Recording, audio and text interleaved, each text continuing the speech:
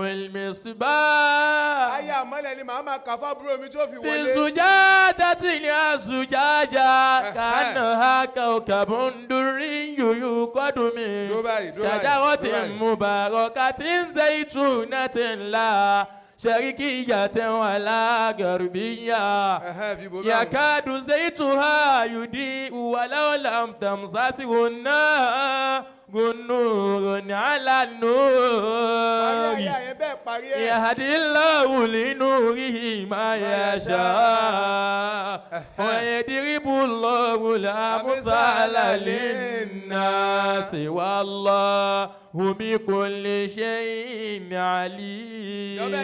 Allahu Akbar. الله أكبر كبير. Sọfíyàtúláhì Adéhùnmí òun ló dúró yìí so mẹ́pẹ́ àpálágà dúró àpálágà bẹ̀rẹ̀ kọ́kọ́ lọ kúnlẹ̀ kó lọ kí bàbá rẹ̀ ná.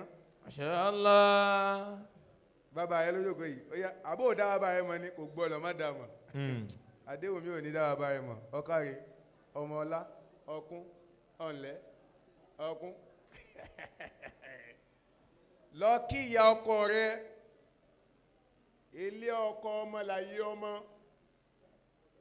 wá sí ń bọ́ ń bẹ̀. Masha Allah. Wàá bí sùn wàá bí wálẹ̀ ọ́ bí bèjì.